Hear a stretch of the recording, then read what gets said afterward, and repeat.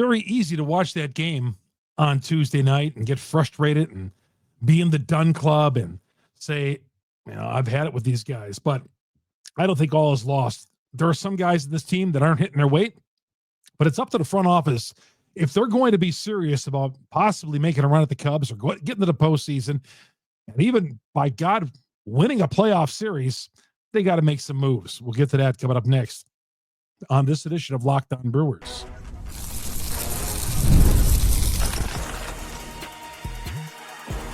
You are Locked On Brewers, your daily Milwaukee Brewers podcast. Part of the Locked On Podcast Network, your team every day.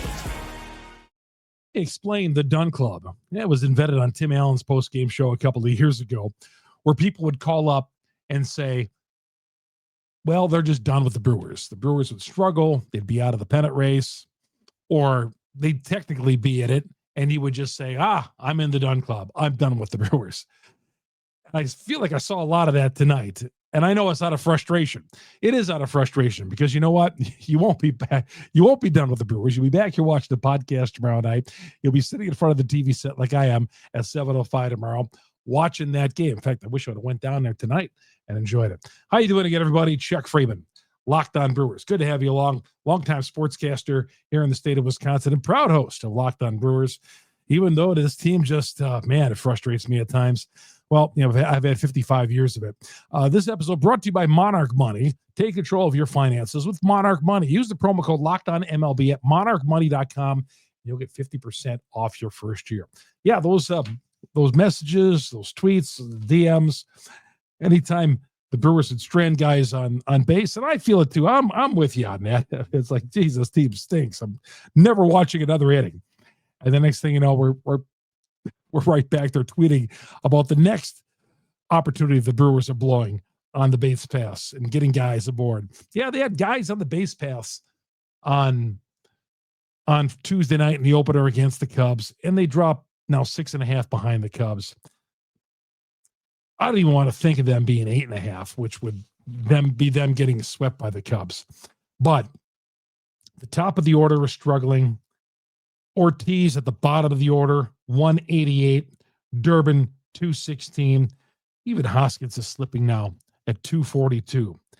Begs the question, what do the Brewers need? Well, they need to replace, at least two of those guys, Ortiz and Durbin. I'm not there with Hoskins yet, and I know some of you guys have been there for a while, and he was hot for a while, but now he's slumping once again. Struck out on a 99-mile-an-hour fastball that he was trying to hit into Lake Michigan tonight. But the Brewers need to score some runs. I mean, I'm not saying anything out of the ordinary here, but you're not going to beat the Chicago Cubs in most cases at Wrigley Field with their offense. And their offense hasn't been as great as it's been most of the season, but it's still pretty good, by winning 2-0 games, 1-0 games, 3-2. And the Brewers, they got up to that 2-0 lead. Isaac Collins, of all people, hit a 2-run home run. That's Isaac Collins, a guy who's we never even thought of at the beginning of the season getting major playing time because of injuries.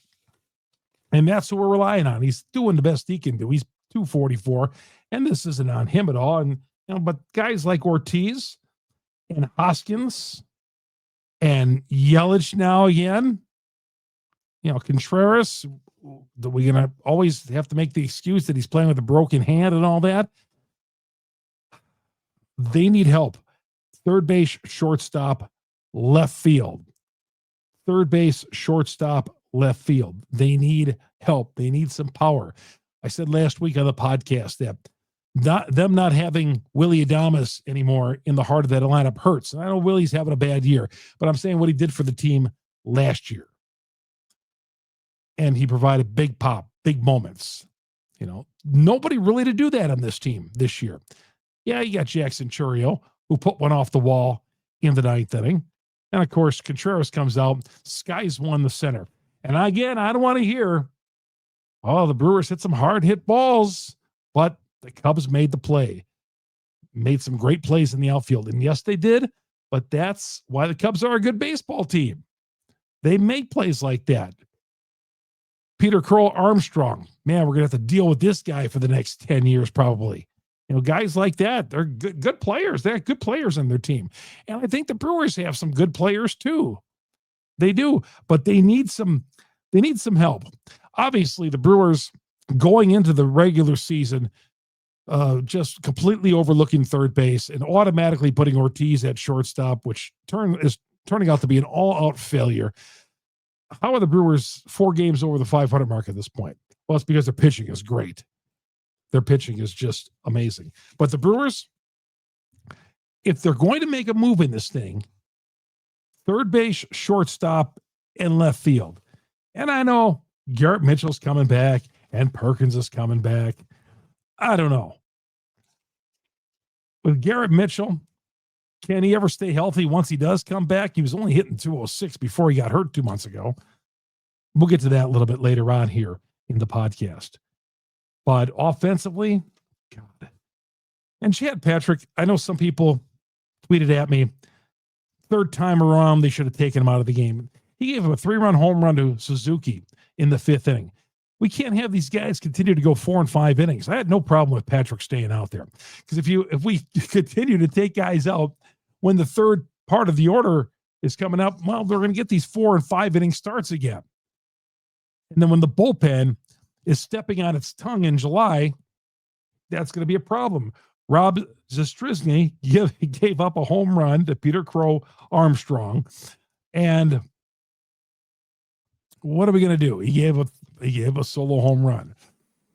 I don't expect Robbie Z to come out there and be Dan Plesac of 1989, right? I don't expect that. Or of 88, of 87, the 3-time Brewer All-Star. I don't expect him to be like that. So he's going to give up a run on occasion. He's pitching better than I thought. Robbie Z is pitching great for a guy that nobody wanted, except for the Milwaukee Brewers, right? He was stuck in the Yankee farm system, and the Brewers said, hey, I like this guy, pick him up. But yeah, I had no Patrick being out there for a third time around the road. He gave the 3-run homer to Suzuki. That sort of thing happens. How about score more than 5 runs? All right. How about it? How about scoring some runs? Like even Sunday, they won that game 3-2, and they were able to hold on for dear life at a game. But that's what the Brewers, that's how they win. But, you're going to have games like that when you're living on the edge, you're going to get burned. And the Brewers up 2-0, thinking that was going to be the way to success again tonight at Wrigley Field because they couldn't get any run. When they were leaving guys on base 2 at a time in the middle part of that inning, and in the middle part of that game, I thought, oh boy, it's going to come back to bite him. Durbin not being able to lay down a bunt in the top of the 4th inning. Runners at first and second. Now, I just thought it was weird laying a bunt down that early in the game. That's how little faith Murphy has in this offense when Durbin is laying down on the bunt. And before you tell me he's hitting 218, I get it. So that's where we are right now. Low scoring game, 2-0 game early on. We're sacrificing that guy. Even Terang, when it was a 2-1 game, Terang, there was a runner at second with nobody out, and Terang tried to lay down a bunt, and I think he whiffed at the bunt. I think he eventually walked in that inning too, or maybe that was the 4th inning. But Terang tried laying down a bunt too, and I was like, oh, don't be bunting my guy Terang. It's too early. But Durbin, I could see. But that's how little confidence Murphy has in Durbin and this offense at the plate, where he's bunting first and second that early in the game, 4th inning in a 2-1 game. And then Durbin popped out. And I put a tweet out. I said, if Durbin is going to bat 218, his one job to go up there and lay down a bunt, he's got to get that bunt down because he's not helping him otherwise. I mean, he's got to be able to do something to help this team. Yeah, he hit the home run a week ago Saturday at AmFam Field against the Padres. Okay. But, and I have a guy who always tweets at me when Durbin does something good. Are you going to apologize about Durbin? No, I like Caleb Durbin. I did an interview with Caleb Durbin when he played, when he was coming up to Fond du Lac to play for the Dock Spiders. I did an interview with him. He was a great guy. But I'm trying to win like we all are. We're trying to win a division title here, and we're trying to get by the first round of the playoffs. Durbin hitting .216. We got to do better than that. Maybe it's not Durbin's year. He's played every day. I shouldn't say maybe it's not Durbin's year. He's a rookie. Maybe a little bit overmatched at times, Durbin. But you can't have Durbin at .216 playing everyday third base and Ortiz everyday shortstop batting .188, and your first baseman who's taken about 40 points off his batting average in the last couple of weeks, Rhys Hoskins. He was batting .288 down to .242 now. Can't have it if you want to win this division. If you're playing for the future and just trying to get guys experience and all that, okay, then continue to run Durbin. If you want to be the Pittsburgh Pirates, continue to run Durbin out there every day and continue to run Ortiz if you want to get these guys experience for the future. But that's not where I'm at. I'm out trying to win games here and get to the postseason. But, I mean, with good conscience, how can you not think, hey, we got to go out and get them? I can't wait to the July 31st deadline. We need a guy now. We need two guys. We need multiple guys in this lineup. Need a shortstop. Need a third baseman.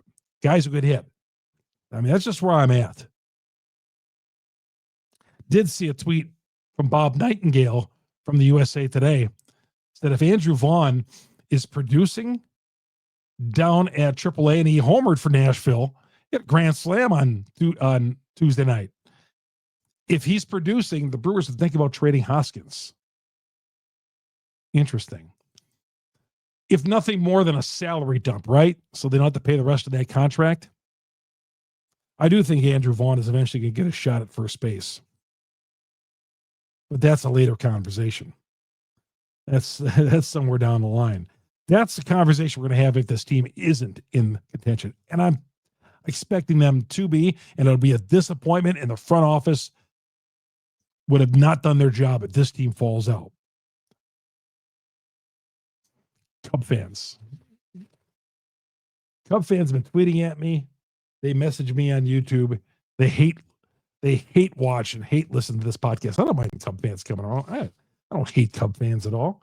But don't be coming at me. The Brewers still own this division in the NL Central until they're mathematically eliminated. And we're a long ways away from that. All right, we come back. We'll talk more about, well, we haven't talked a lot about him. Tobias Myers. Where have you gone, Tobias Myers? Remember Tobias Myers? Remember that guy? And we'll talk about him coming up next and what he's up to these days. That's next here on Locked On Brewers.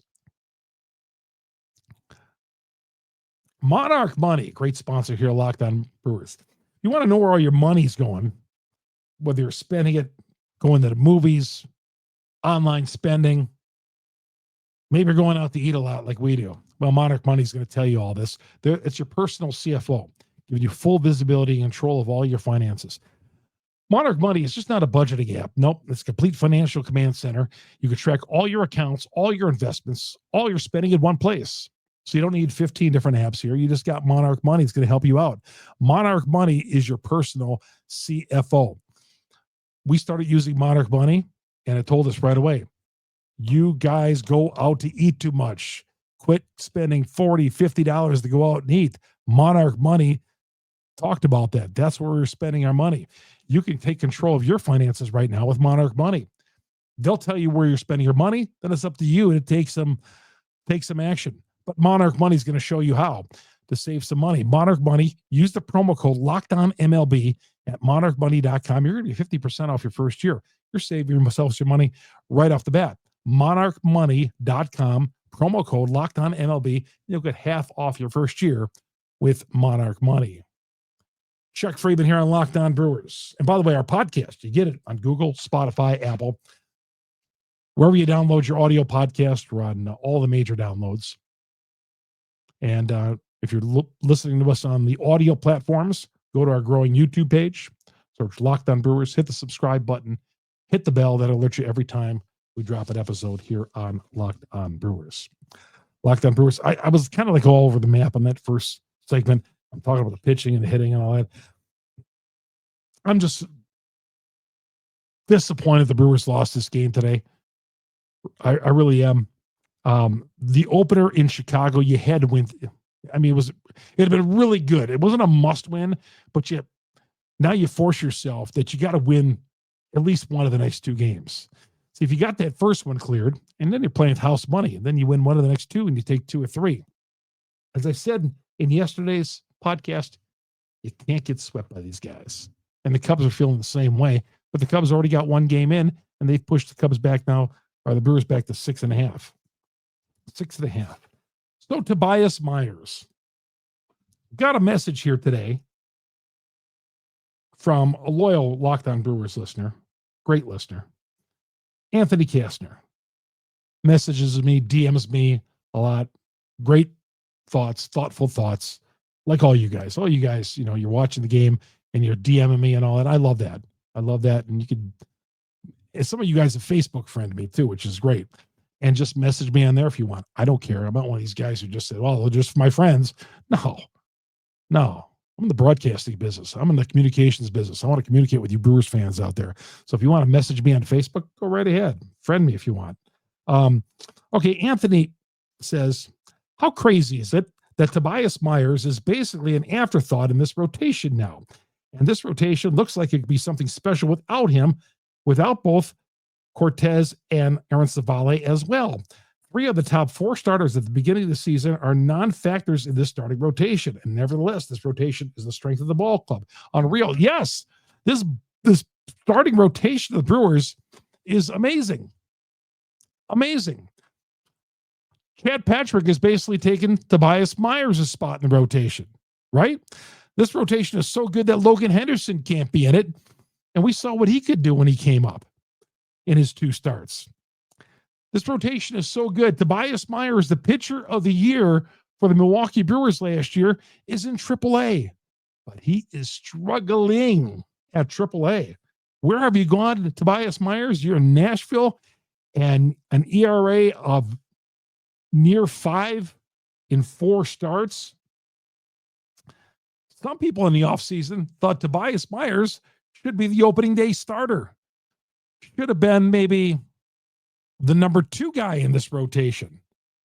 But Tobias Myers got sent down. We got sent down. Matt Arnold basically said, we're not going to see Myers for a while. So they knew and he did get called up briefly because of an injury, but then he got sent back down again.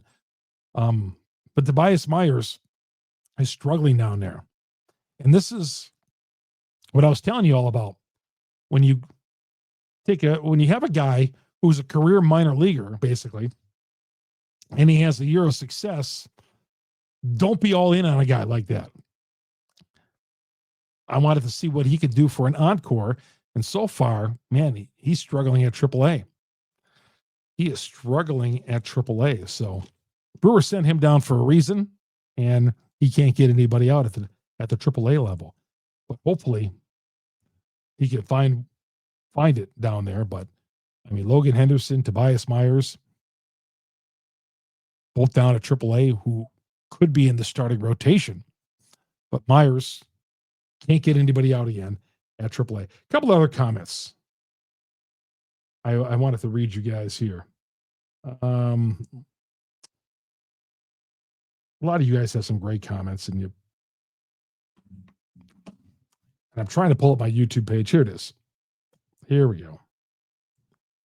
I want to point out that the Josh Hader trade went extremely well for our Brewers. The package may not have been great, but we flipped Ruiz for Contreras and Piamps. Always love your stuff, Chuck. Go Crew. Thank you, Billy. Yeah, but although the Hader trade there, yeah, I mean, as it turns out, yes, okay, but it took them right out of the postseason in 2022. That Josh Hader move took them right out of the postseason.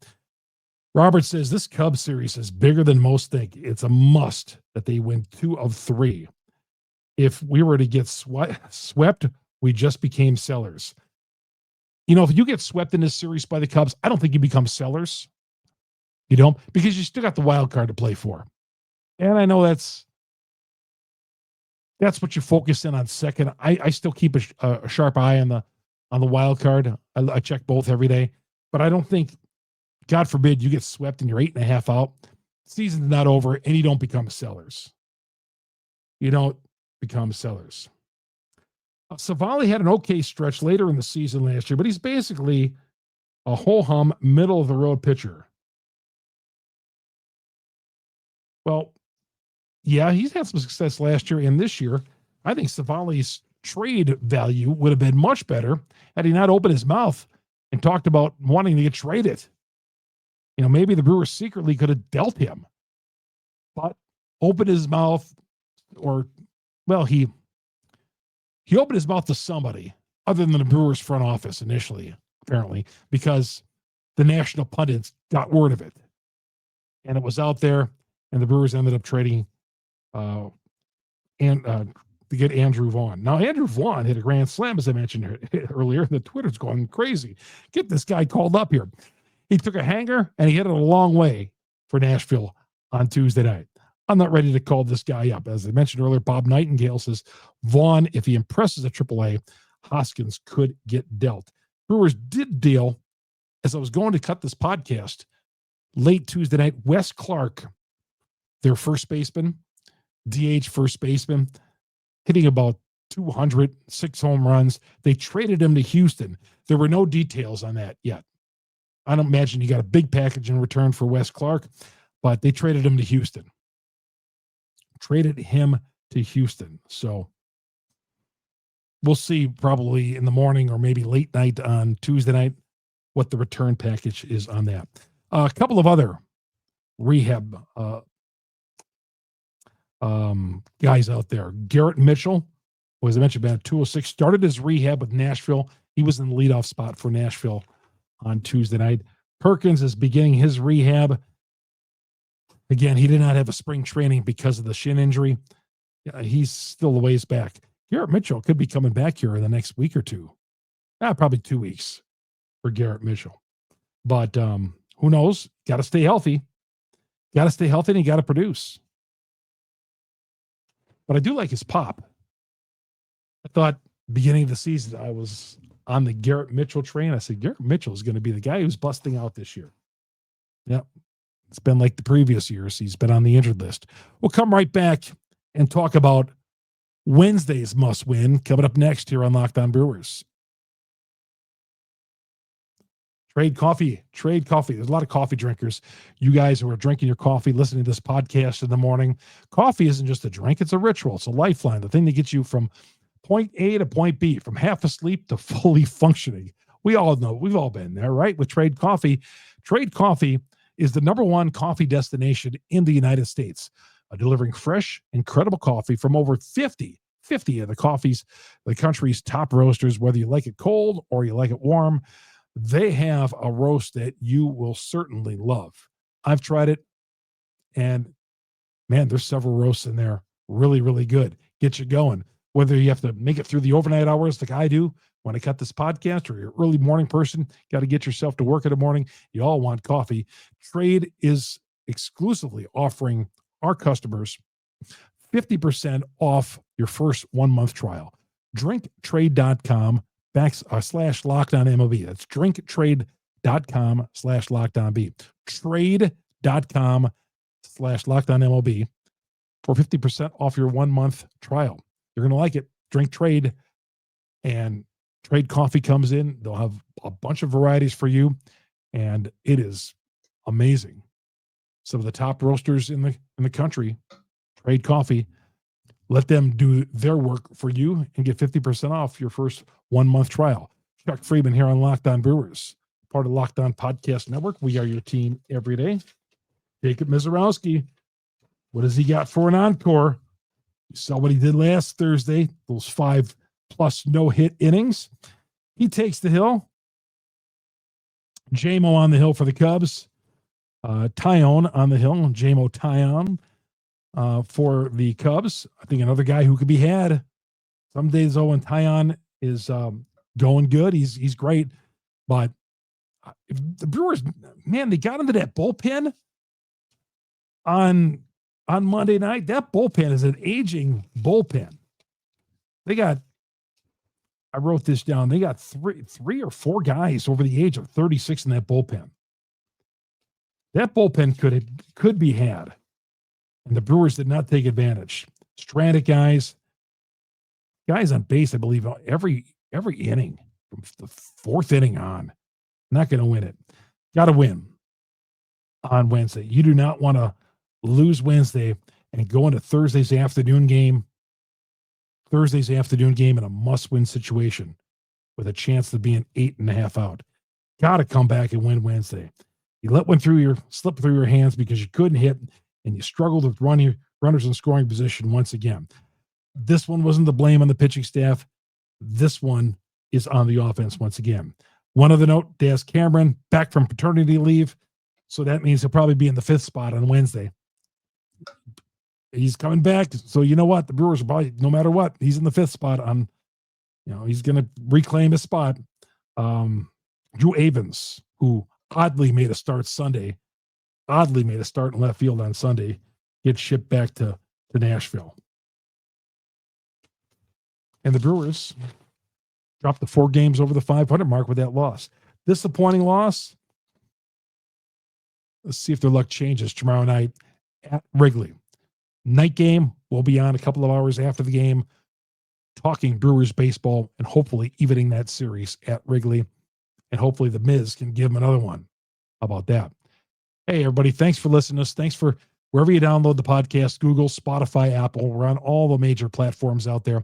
And, of course, our growing YouTube page. If you follow us on the audio platforms, please go to YouTube. All the content is free.